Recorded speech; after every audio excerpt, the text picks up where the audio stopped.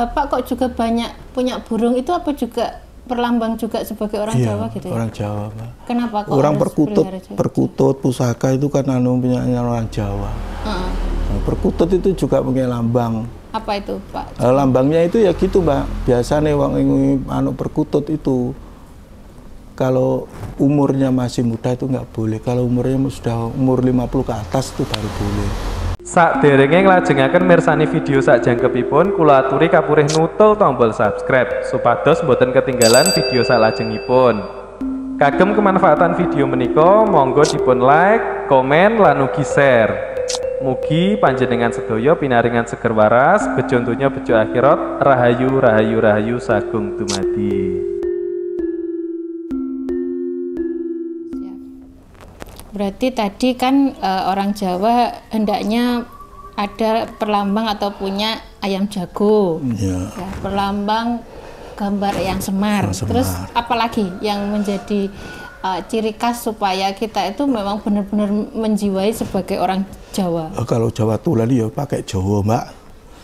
Itu kalau ada acara ada apa pakai pakaian Jawa. Pakaian Jawa ya. Tapi itu ya, tadi ketinggalan pakaian Jawa yang belum. Pakaian Jawa itu sebabnya apa? Kebudayaan Jawa. Mau kemana? Ke makomnya siapa? Itu. Terus saya lihat Bapak kok juga banyak punya burung, itu apa juga perlambang juga sebagai orang Jawa gitu ya? Orang Jawa, Mbak. Kenapa kok orang perkutut, pusaka itu kan punya orang Jawa. Nah, perkutut itu juga punya lambang. Apa itu, Pak? Lambangnya itu ya gitu, Mbak. Biasanya wong perkutut itu kalau umurnya masih muda itu nggak boleh. Kalau umurnya sudah umur 50 ke atas itu baru boleh. Umurnya orang yang punya rumah? Orang yang punya Kenapa rumah. Kok seperti itu? Sebabnya apa? Kalau masih muda, asal perkutut itu kadang-kadang membawa rumah tangga kita. Bisa berantakan. Oh gitu? Bisa kadang-kadang sakit-sakitan. Di situ, Mbak. Dia menyampaikan apa itu namanya nasihat gitu atau gimana? Ya itu kan ajaran Jawa waktu masih zaman kerajaan orang Jawa itu kelanganannya kesenangannya perkutut. Itu makanya perkutut kadang-kadang ada yang dikeramatkan, ya kan? Yang di tempatnya danyang-danyang jangan diambil, kalau diambil pasti orangnya. Nah, di situ makanya dikeramatkan, Mbak. Kalau kita gitu, memerambangkan orang Jawa itu mohon angen-angene wong Jawa, senengane wong Jawa apa iki lek iso ki nguri-ngiri diopeni. Lek ngopeni lek ngingu yo ngingu. Tapi kalau ingin tahu perkutut yang bagaimana, terahnya yang bagaimana, Mataraman, apa Majapahitan, apa. Ada bedanya ya? Ada bedanya itu, Mbak. Makanya harus di situ. Berarti kalau enggak punya terah gimana, Pak? Apa? Maksudnya enggak ngerti terahnya. Iya, di pasar ya, Pak. Ya, pokoknya lek gak ngerti terah lek pengen ngopeni mau sak umuri ya bismillah. Aku tahu peni. Oh. Lek gak cocok sebenarnya ya. Orang Jawa itu semuanya punya terah gitu dah, Pak? Punya, Mbak. Ada. Berarti kayak kita itu ditelusuri terah apa gitu jadi bisa tahu ya? Ketemu nanti, Mbak. Gitu loh, sampean pernah dulu sama yang sampean buyute sampean canggai sampean warengi sampean udek-udek sore sampean nanti ketemu ditelusuri. Saya apa dulu bedanya terah itu kerajaan atau gimana? Bukan, Mbak. Apa itu? Terah itu gini loh, bukan kerajaan. Terah itu pas leluhur sampean ada orang yang dulu kayak wong winasis, wong pinter itu pasti menurun. Oh nanti, gitu. Lah kok ada bedanya tadi terah apa? Mataram, terah. Itu kan perkutut. Oh, perkutut. Perkutut itu terahnya ada yang lambangnya dari Mataram dan Majapahit. Terus ada yang dari Kedirian, ada lokalan gitu. Itu ada, Mbak. Tapi saya juga nggak paham. Itu loh. Tapi orang-orang yang sinau burung itu baru tahu. Tapi intinya bahasanya memelihara perkutut itu tidak sembarangan ya. Terkait dengan minimal umurnya 45 atau 50 nggak masalah. Kalau di bawahnya nggak boleh. Kasihan, Mbak. Kalau nggak percaya buktikan aja. Itu. Emang kenapa sih, Pak? Apa perkutut itu ada apa?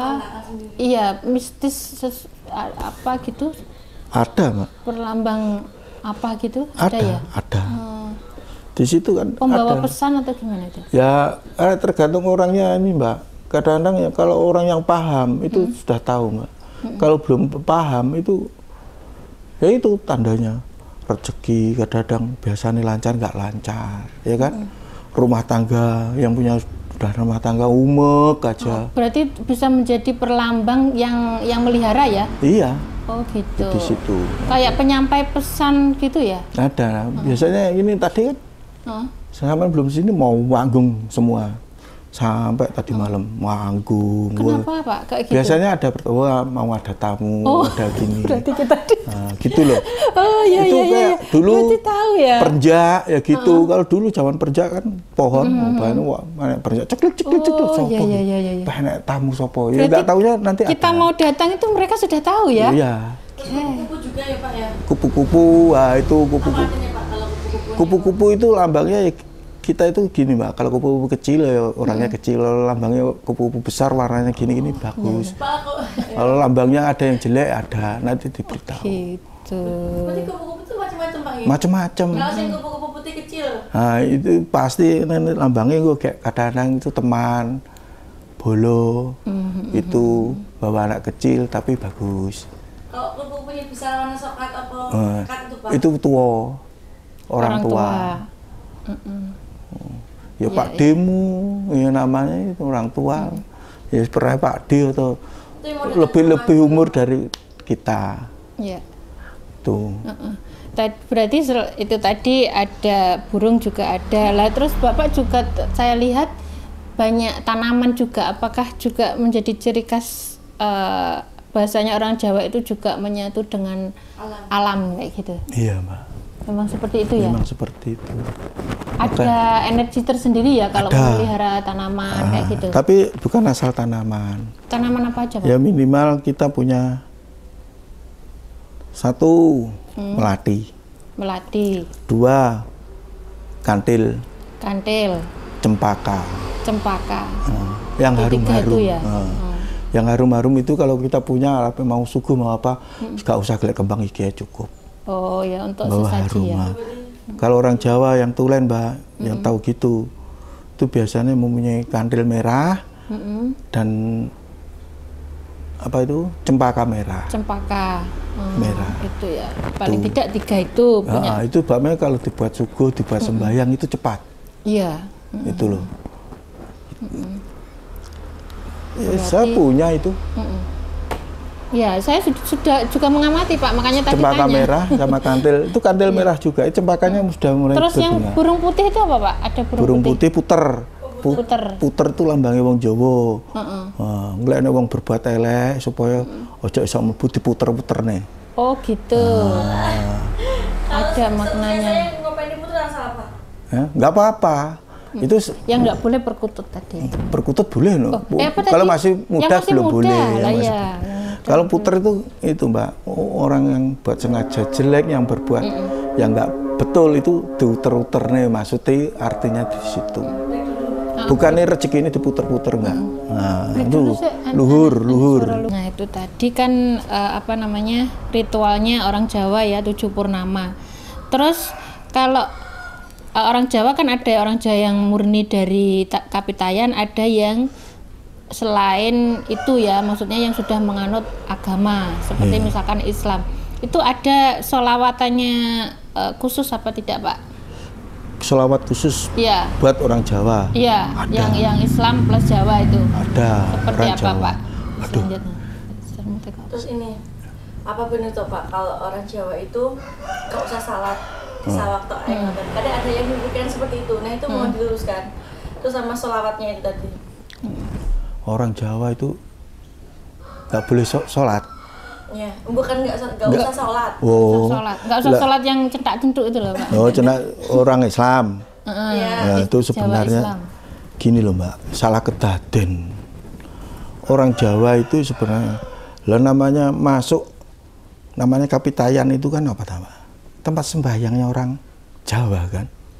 Kapitayan sebenarnya tempat sembahyangnya orang Jawa ya? Iya, agama Kapitayan itu kan namanya katanya ajaran agama lah. Untuk apa orangnya namanya semedi itu? Lah semedine wong Jawa lek ngarani yo padha karo awake dhewe padha karo salate. Iya. Nah, kalau sebenarnya agama ya harus mengikuti agama lah. Adat ya dipakai, agama ya dipakai. Sebabnya kalau kita meninggal tanyakan itu agama.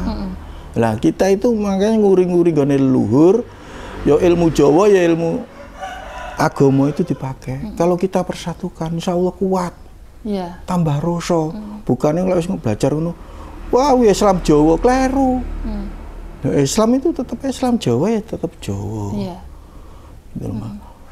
Berarti orang Islam Jawa itu sebenarnya juga sembahyang kan ya? Sembahyang. Lah maksudnya di situ tadi. Kapitayan ini apa lah? Tempat apa lah? Salat. Tempat sembahyang. Padha karo awake dhewe anane mlebune nek sentong, suwung anane ngadep mek sing gawe urip. Lah itu padha karo gitu tuh nek oleh wong Jawa ngarani semedi. Semedi sama ngebleng niku sama mboten? Lek ngebleng itu biasanya ada waktu, biasanya jumlahnya 3 hari, tiga hari jumlahnya 40, itu namanya ngebleng, puasa ngebleng di situ. Itu jumlah lek ngarani 40 hari. Bedanya apa? Setiap hari bisa. Orang Jawa setiap hari harus sembahyang menghadap pada Allah. Nggak ada orang adat Jawa nggak boleh sembahyang, nggak boleh, kleru itu. Lalu nyawi jin awake dhewe sing nggih urip itu apa? Kalau istilahnya Islam mungkin sholat daim ya. Diem saja gitu, tapi dipikir orang zaman sekarang dipikir tidak sholat. Dikira tidak sholat. Padahal dari ujung kaki sampai ujung rambut semata-mata hanya untuk Allah langsung. Menghadap kan lantaran ini dulu. Kalau nggak lantaran ini mana bisa? Sebenarnya tambah kusuk orang Jawa daripada orang sekarang ya Pak? Iya. Karena selalu terkoneksi, selalu terhubung. Mbak, kalau orang sudah masuk di dalam Mbak ya, sembahyang pada Allah, suara gini loh nggak dengar. Nah gitu loh, nggak dengar. Saking enaknya awake dhewe lupa. Akhirnya dari hati sampai pikiran kita ini menyatu. Kalau sudah menyatu, saking enaknya. Nanti dididui alam sana. Itu alam gaib. Banyak. Ada kita sangat lah gerakan dari sana-sana. Ki gunung tinggi. Oh iya. Kemarin saya ingat Bapak bilang ada alam gaib, ada alam goib. Itu bedanya apa itu? Ya beda. Apa bedanya? Bedanya kalau alam masuk jin malaikat, jin setan di mana? Masuk jin setan mbek malaikat didadek di siji. Satu alam kan tidak. Beda alam. Makanya alame awake dhewe enek. Alame jin setan dhewe iki enek, alame malaikat wis sing gawe urip iki enek. Nah, kalau semuanya dipukul gaib. Jin setan bendina lek ketemu malaikat. Dia katanya malaikat di mana? Di gaib. Jin setan di gaib. Lek ngono sering ketemu lek ngono. Campur aduk berarti nggak bisa bedakan antara malaikat dengan jin. Lah makanya di situ, Mbak. Itu beda alamnya. Berarti gaib tadi tempatnya jin setan, kalau gaib itu tempatnya malaikat dan gitu. Allah. Itu loh Mbak.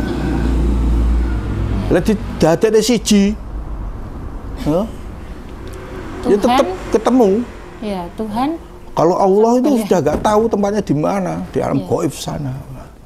Ya, tetap di atas sana, nggak pernah Allah itu kontrol itu nggak ada. Di sana ada Allah, di sana ada Allah, sana ada Allah, tidak ada. Allah hanya di sana. Kalau ada itu ilmu Allah di mana saja. Itu melalui para malaikat-malaikatnya.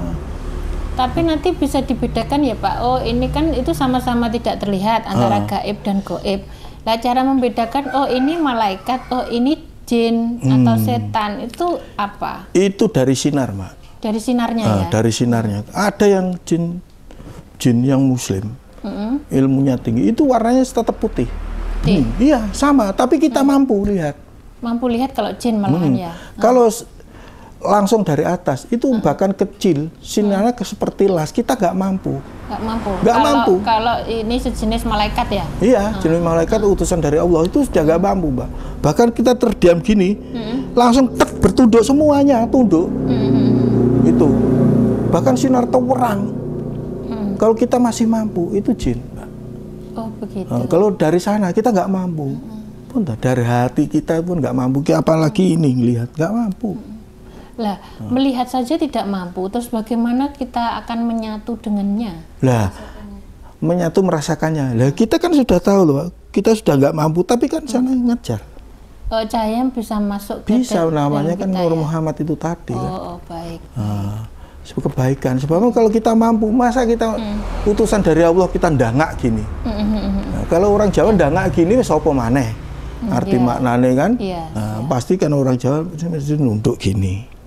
Nah, terus jadi kadang-kadang kalau di gaib, Mbak ya, kalau kita sudah zikir saking enaknya, ketemu orang sorbanan, itu utusan.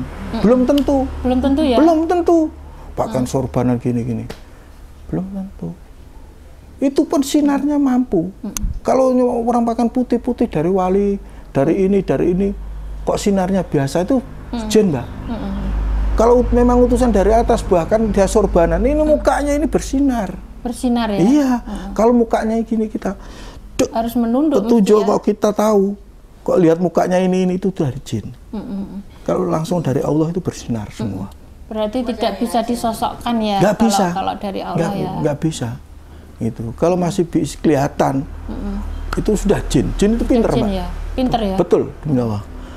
Kalau saya dulu, Mbak ya, yang pernah saya alami, yang pernah saya pelajari, pernah belajar pas puasa 3 hari 3 malam itu, ketemu itu, saya ditanya, siapa? Saya Isa, kamu ikut saya aja. Kamu minta apa? Nabi Isa? Ya nggak tahu Nabi Isa atau apa. Maksudnya dia bilangnya Isa gitu ya? Kamu ikut saya, ikuti agama saya. Kamu minta apa aja tak kasih. Saya nggak mau. Saya nggak mau. Kalau kamu betul-betul Isa, tarung saya gitu, petunjuk saya gitu, ayo tarung berkelahi, lap hilang.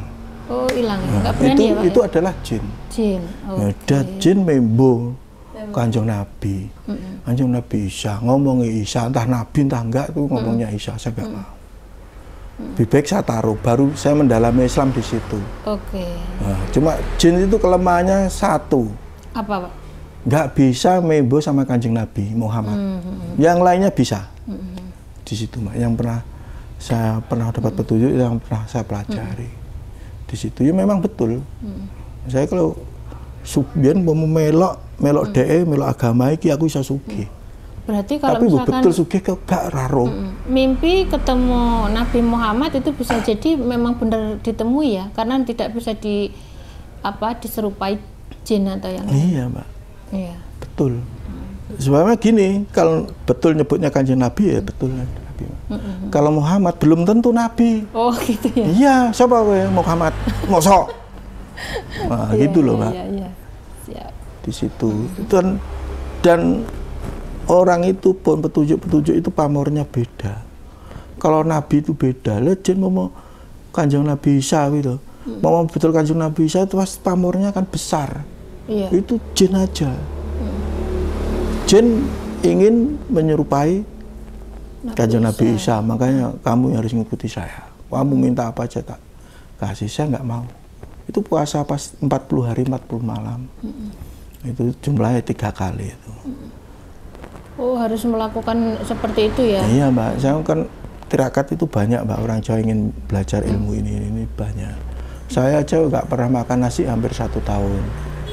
Makan apa, Pak? Makanya ketan aja 1 lepek. Ketan sama ketan aja. Keleman aja.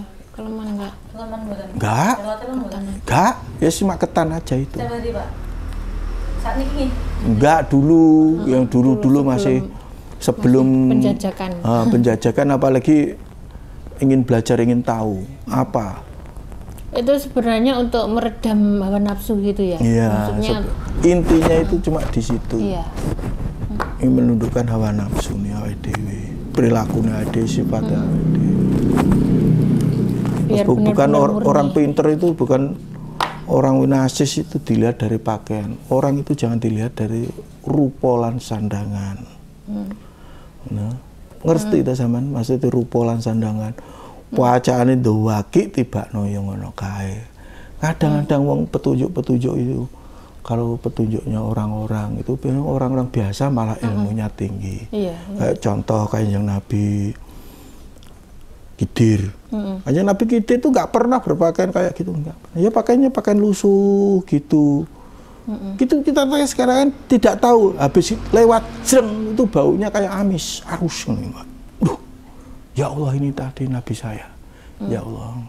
Ngapunten kula Kanjeng Nabi. Saya kok ikut merinding, Pak? Nah, di situ memang gitu, Mbak.